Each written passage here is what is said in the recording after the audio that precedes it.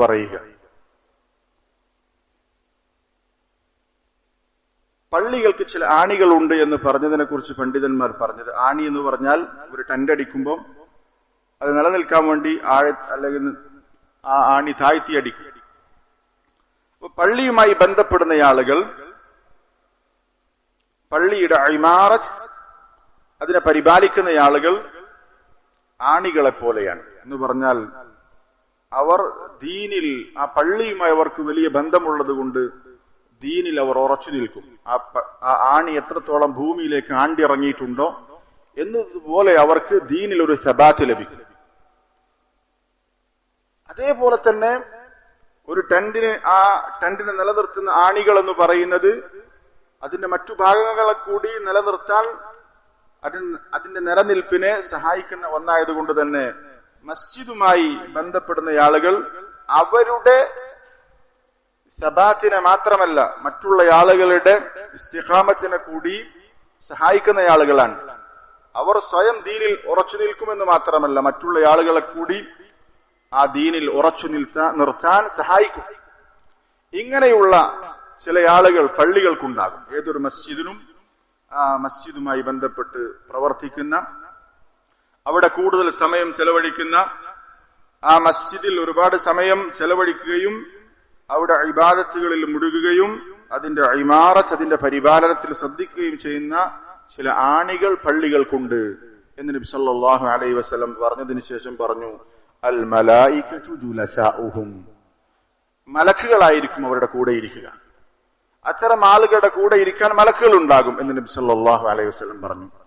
മലക്കുകളെ നമ്മൾ കാണുന്നില്ല, പക്ഷേ മലക്കുകളുടെ സാന്നിധ്യം അവരുടെ കൂടെ ഉണ്ടാകും എന്ന് നബി സല്ലല്ലാഹു അലൈഹി വസല്ലം പറഞ്ഞു. അത്രത്തോളം നോക്കൂ, ഈ പള്ളിയുമായി ഇത്രയും ബന്ധപ്പെട്ട് കിടക്കുന്ന ആളുകൾ ഇൻ ഗാബു, അവർ മസ്ജിദിൽ വരാതെയായാൽ, എന്തെങ്കിലും കാരണങ്ങൾ കൊണ്ട് പള്ളിയിൽ വരാത്ത സാഹചര്യമുണ്ടെങ്കിൽ യഫ്തഖിദൂനഹും, ആ മലക്കുകൾ അവർ അന്വേഷിച്ചു പോകും, എന്തു പറ്റി അയാൾക്ക്, അല്ലെങ്കിൽ അവർ അന്വേഷിച്ചു പോകുമെന്ന് നബി സല്ലല്ലാഹു അലൈഹി വസല്ലം പറഞ്ഞു. വൈൻ മരിദു അദൂഹും, അവർക്ക് രോഗം ബാധിച്ചാൽ ആ മലക്കുകൾ അവരെ പോയി സന്ദർശിക്കും.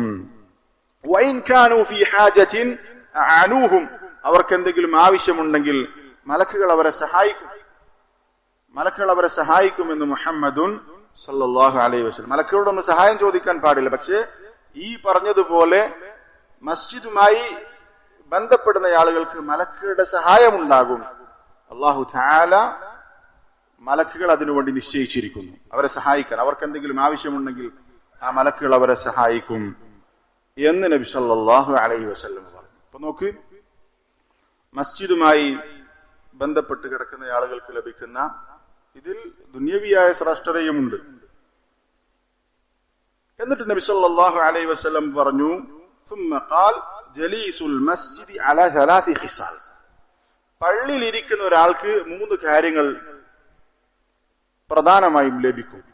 മസ്ജിദുമായി ബന്ധപ്പെട്ട് കിടക്കുന്ന ആളുകൾക്ക് കിട്ടുന്ന 3 മെച്ചങ്ങൾ അതിനുശേഷം പറയും. ഒന്ന്, അഖിൻ മുസ്തഫാദ്, ഒരു നല്ല സഹോദരനെ, ഉപകാരപ്പെടുന്ന സഹോദരനെ കിട്ടും.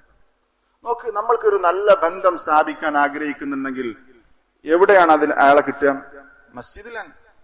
നമ്മുടെ നാട്ടിൽ ഒരു നല്ല ബന്ധം, ഒരു നല്ല കൂട്ടുകാരനെ നമ്മൾ ആഗ്രഹിക്കുന്നുണ്ടെങ്കിൽ നമ്മൾ മസ്ജിദിൽ പോകണം. അയാൾ മസ്ജിദിൽ ഉണ്ടാകും, പള്ളിയിൽ ഉണ്ടാകും. നല്ല ബന്ധം നമുക്ക് മസ്ജിദിൽ നിന്ന് കിട്ടൂ. പള്ളിയിൽ വരാത്തവൻ നല്ലവനല്ല. നമ്മൾ നല്ല ബന്ധം സ്ഥാപിക്കാൻ ആഗ്രഹിക്കുന്നുണ്ടെങ്കിൽ പള്ളിയിൽ പോയി അത് അന്വേഷിക്കണം. പള്ളിയിൽ നിന്ന് അത് കിട്ടുള്ളൂ. പള്ളി വരുന്ന ആളുകളൊക്കെ നല്ലവളാണെന്നല്ല ഇതിന്റെ അർത്ഥം. പള്ളിയിലെ നല്ലവർ പള്ളിയിൽ ഉണ്ടാകും. പള്ളിയിലുള്ളവരെല്ലാവരും നല്ലവരായിക്കൊള്ളണം എന്നില്ല. അപ്പൊ നല്ല ബന്ധങ്ങൾ ലഭിക്കും. ഇത് മസ്ജിദിൽ പോകണം. അതേപോലെ തന്നെ രണ്ടാമത്തെ കാര്യം നബി സല്ലല്ലാഹു ഔ കലിമത്തിൻ മുഹ്കമ, വിജ്ഞാനപ്രദമായ സംസാരങ്ങൾ, അറിവുകൾ പള്ളിയിൽ നിന്ന് കിട്ടും. അത്തരത്തിലുള്ള പള്ളികളായി മാറണം നമ്മുടെ മസ്ജിദ്. മസ്ജിദിൽ പോയിരുന്നാൽ ഖുർആനിന്റെ പഠനം, ദീനി പഠനം, അങ്ങനെ ഉപകാരപ്രദ